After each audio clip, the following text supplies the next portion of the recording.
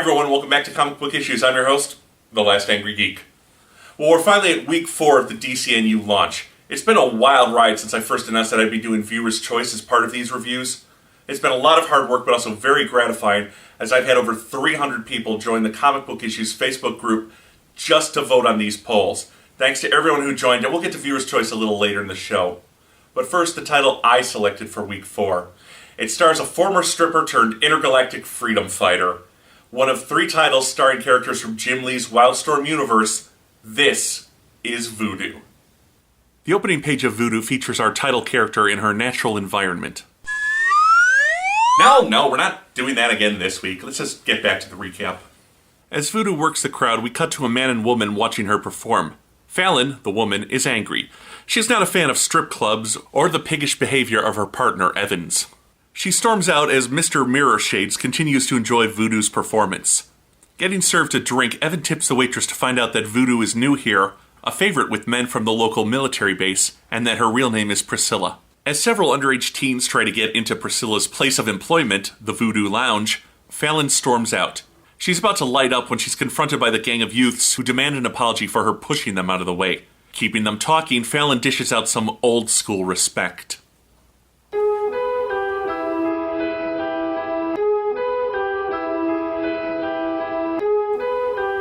I have seen the agent of our demise, and she is nameless! You're not going to get me!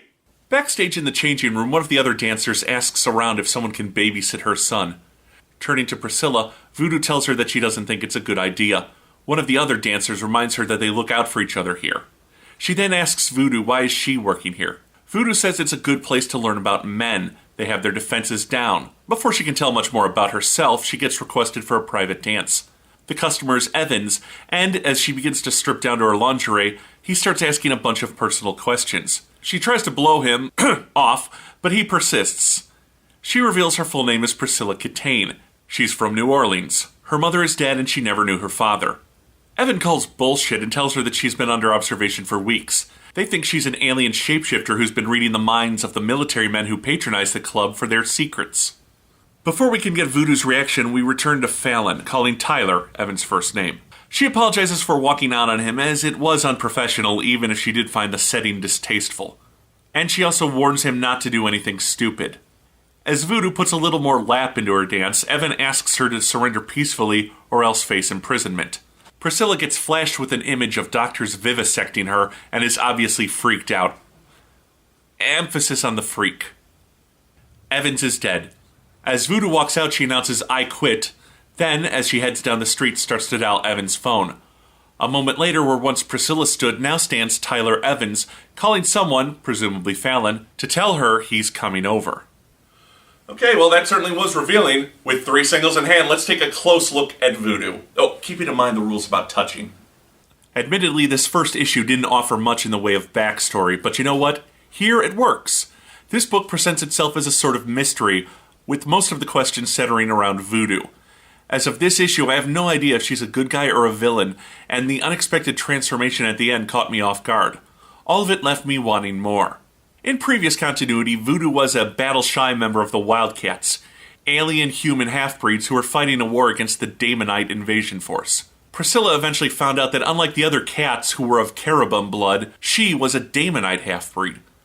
Evolving from her damsel-in-distress ways, Voodoo eventually found she could shift into a Damonite body and kick serious ass. But the Wildstorm days are over, and I've felt that trying to force Wildstorm into the DC universe was like trying to fit a round peg into a square hole. I'll have to see how her interactions with DC mainstays go before I judge this, but a fresh start like this book provides might be just what Priscilla needs. Now, given my highly vocal complaints against the sexuality being shoved down our throats in Red Hood and the Outlaws, you might expect the same from me about this title. But keep in mind, Voodoo was always a stripper in both the original Wildstorm and now the modern DC universes. The strip club suits her character, and Ron Mars actually gives the reader a logical explanation for why she's working there. Also, she's engaged in the act of erotic dancing, so her posing makes sense, unlike Starfire, who seems incapable of keeping her torso out of a 90-degree angle.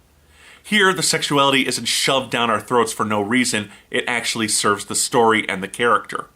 Not everything about Voodoo is good, though. For one thing, the new Damonite look is stupid as hell. The old Damonites had a kind of brood design, brown and bug-like. Pris looks like a terrible Power Rangers villain. Green and purple? Ugh. Come to think of it, that was her old teammate Maul's color pattern. And this book is a little heavy on the female empowerment message. The only male lead in this book is a pig who spends his entire time in a strip club, except for a bunch of horny teenagers who try and assault the book's other female lead. They get their butts handed to them, of course, while her mentor tells Voodoo that men only think below the waist. We get it. Man bad, woman good. Anyway, I found the mysteries in Voodoo pretty compelling, and of course the art by Sammy Basri is top-notch. He's of course the artist to replace Amanda Connor after she left Power Girl. I give Voodoo #1 3 out of 5 stars. Now this week's final viewer's choice selection was a bit of a surprise for me, as my viewers have been steering me more towards B-list titles like Red Lantern and Blue Beetle. However, this week's selection was one of the most famous teen books of all time. This is Teen Titans #1. Given that Teen Titans is written by Scott Lobdell, the man who wrote the now infamous Red Hood and the Outlaws, which starred 2 former Teen Titans, I wasn't sure what to expect. We open with a reporter detailing a fire that's broken out in an abandoned mansion in Westchester County, New York. Man, I hope Professor X has fire insurance. Or at least access to dozens of unlicensed illegal immigrant mutants to rebuild his house. The reporter is interrupted by Kid Flash, promising to save the day. Ignoring the orders of the fire chief to stay out of this, he sees a fireman trapped on an upper balcony and goes into the mansion to save him. Bursting out the door, the fireman furiously asks him if he knows what a backdraft is. He does! But it's too little knowledge too late as the rush of fire destroys the mansion. The fireman is okay, but everyone believes that Kid Flash has run off after being embarrassed. He's actually passed out in the nearby woods. As Kid Flash is being blamed for the disaster, we cut to Tim Drake, the ex-Robin, now Red Robin, monitoring the situation. As the newscast goes on to detail the rise of teen superheroes, Tim scans a computer display of various familiar teen superhumans. So Tim is now playing Oracle? Well, they had to give the job to somebody, but at least in the name of diversity, DC gave it to a rich white guy. Finally, the honkies catch a break, am I right?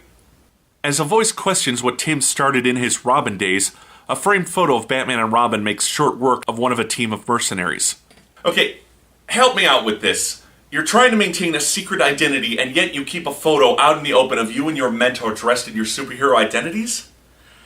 That's not the least confusing thing. How does one get a photo of Batman and Robin?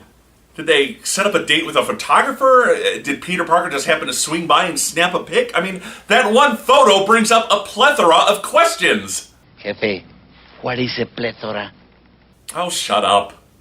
Tim knows that this man is part of an underground group kidnapping teen superheroes. They posture back and forth with Tim promising to shut them down, and the man saying nowhere can't be stopped. Right before Tim blows up his penthouse. Jumping from the building where he lives, a pair of retractable arm wings lets Tim coast away from the explosion. We then cut to Cassie Sandsmark, a blonde 17-year-old car thief who gets pulled over. And so...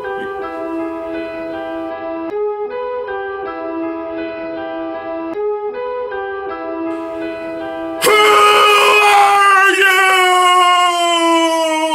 you? She claims it's her mom's car, but the cop isn't interested. He goes to choke her when Red Robin makes the save. Look, I know the character's name is Red Robin now, but if you don't mind, I'm just going to call him Tim or Robin for the rest of this review. Every time I call him Red Robin, I can't help but picture him with a fried egg on his head and a side of unlimited steak fries. As the cop's bloody face slides down her car, Cassie denies being a superhuman, even though both Robin and Interpol know that she stole her gauntlets from a Grecian dig site and her location has mirrored that of the mysterious superhero Wonder Girl. Tim tries to impress on Cassie the only way to survive nowhere is to band together, but she's reluctant to trust him. When a helicopter shows up, Robin forces her hand by using his wings to protect only him. With a defiant, "Don't call me Wonder Girl," Cassie transforms into the lariat-wielding heroine. She makes short work of the automated helicopter, crashing it into the nearby water. Knowing the jig of her secret identity is up, she has no choice but to throw in with Robin. In a secret facility, a very familiar-looking redhead argues with the man from earlier, that he, or it rather, is not ready. The man overrules her and orders her to get ready to unleash Superboy on the Titans. You know, it's kind of hard to do a book about teen sidekicks when only one of them has actually been a teen sidekick. But does that hold this book back, or does it liberate it? Let's take a closer look at Teen Titans #1. Overall, there's a very dark feeling to this book, which has been indicative of the relaunch. Scott Lobdell seems to be going back to his roots and is writing the teen heroes as the X-Men, sworn to protect a world that hates and fears them. Not that this is a bad thing, but dark has never been DC's forte. The book introduces us to all 4 of the big-name Titans, but Superboy only has a cameo as his intro, more or less, was handled in his own title, also written by Lobdell. This feels like half an issue. We've yet to meet the 3 non-named Titans who will be joining the team, and cameos aside, it's not Miss Martian, Beast Boy, or Raven. The art is decent. Brett Booth, a longtime Jim Lee acolyte, manages to draw action scenes well. I didn't have any major problems with the costume, except for Red Robin's wings. Seriously? Robin uses a grappling hook. He doesn't glide around like Peter Pan. Also, Lobdell is writing both Teen Titans and Superboy. Does that mean we have to read both titles to follow Superboy's development? The sooner Superboy breaks out of Nowhere's labs, the easier he'll be to write without overly complicated continuity. Complaints aside, there's a lot I enjoyed about Teen Titans. The action scenes lend themselves well to this title and mix nicely with the overall theme of Youth Gone Wild, even if it is a story we've heard many times before. I did like the cameos on Robin's computer boards. It was a nice nod of the head to the previous continuity of the Teen Titans. One can only hope we see these characters sooner rather than later. I stopped reading the last Teen Titans book shortly after Jeff Johns left as the writer. Under Lobdell, I can say that these characters feel authentic to Johns' previous take. Robin feels like an intellectual, a natural thinker and plotter. Kid Flash is the hothead who doesn't take the time to think things out. Wonder Girl's the fighter who leads with her heart. Although the battle relish wasn't quite what I was used to with Wonder Girl, but I'll give Lobdell time to get his sea legs on this title. Also, the book's colorist, Andrew Dalhouse, really helped sell Booth's visuals. His use of colors made the costumes pop and worked well enough for the special effects on the book, like the fire in the inside of Superboy's chamber. But enough with the glare effect on those glasses, it got annoying very quickly. Why do I have a very ugly suspicion that Kid Flash is going to tell the other Titans his name is Wally? Think about it, we're supposed to be going with the most iconic versions of these characters, and Barry Allen and Iris aren't married in this reality, so having a grandson from the future show up might not be the best thing for the ongoing Flash title right now. Time will tell on that particular nugget. This book had enough going for it that I liked it, but also enough unanswered questions, like what are the new characters going to be like, that I could see those questions turning out badly and ruining the title. I'm taking a wait-and-see approach with this one, folks. I give Teen Titans #1 2.5 stars. So, this wraps up my review of the DCnU launch. I've given you in-depth reviews on 8 out of the 52 new titles. What's that? You say you aren't satisfied? You say you want more? Okay, here's just little quick reviews of all the DCnU titles that I've read so far. Ultimately, I found the best titles in this relaunch were the ones that weren't relying on continuity. They were either completely new or had little to no continuity in the previous DC universe. The good books I read included Action Comics, Batgirl, Demon Knights, Frankenstein, Agent of Shade, Swamp Thing, Teen Titans, and Voodoo. Now, there were several other titles that I have to say I'm on the fence about. They weren't really bad or good, but it was just too soon to make that judgment. I'll give them a few more issues to make their case. These were Blue Beetle, Green Lantern, New Guardians, Justice League International, and Legion Lost. There were even a few titles that completely ignored the reboot. They were good, but if you haven't been reading along before the launch, you're going to be lost going into their first issue. These were Green Lantern and Legion of Superheroes. And then there were the comics that just plain sucked. Fortunately, they were color-coded. These were Red Lanterns and Red Hood and the Outlaws. Now, as for that mysterious hooded woman we've been seeing, yes, she's in every first issue of the relaunch, and yes, she was in the final issue of Flashpoint. I'm not sure what her purpose is yet, but it'll probably come up in DC's next big event. Now, I know the purpose of this relaunch was to bring in new readers, but they seem to be trying to do that by copying Marvel's more successful style and darker tone. But that's Marvel's audience. I don't know if DC is going to increase their readership by copying Marvel. Also, with the huge amounts of sexuality and the fact that women like Power Girl and Starfire have been relegated to secondary sexual roles in men's titles, like Mr. Terrific, you could make the case that this launch is almost being aimed at the 20-something male market. But that's a market that's already reading comic books. Why not make a concentrated effort to set up a kids line or all-ages book that everyone can enjoy instead of reaching out to a market that's already there? Wasn't the point of this to bring in new readers? Regardless of my thoughts, DC has announced that the launch has been a huge hit, and I do wish them success. I'm the Last Angry Geek, and I need a long vacation after this one. I'll surface sometime after my first playthrough of Arkham City. Until then, I'll see you next time on Comic Book Issues.